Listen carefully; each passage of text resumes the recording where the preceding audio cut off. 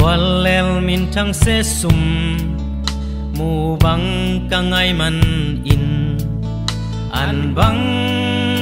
ileng ngai tampi to gi bang ki khen in a thei lo sing ta gamma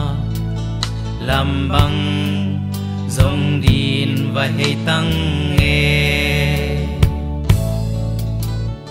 alim an phane in sil le ten hoi no no sil in teng in ka om hangin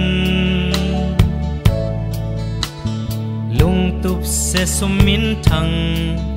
do la pal kalo ha dầu găm mà mù bằng ai về về tua na pu pa mi bang pian na dầu lê tăng dầu găm kalam kiat na dầu găm hey na sing gam lê pan tun nu dầu găm noa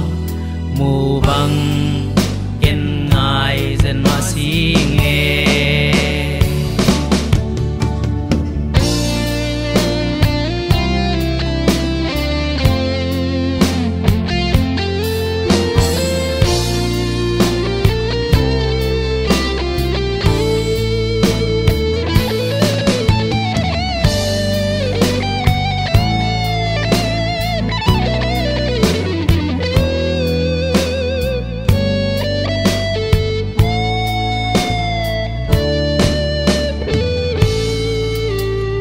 an pi sen gol te to lung tuak tang bang khol na ngai to nun nuam nga bang len na pian pi lai som ting to lung dei sin thu khao bang ka hwal na zo le nhil mong e mu bang ka ngai luat man gal khwa don don mai veng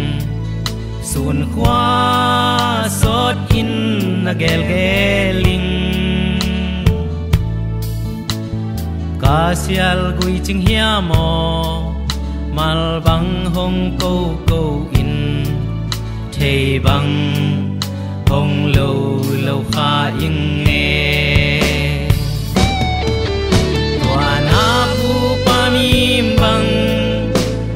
pian na dầu lê tăng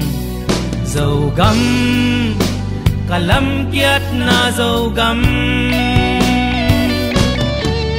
hey na sing gam lê pan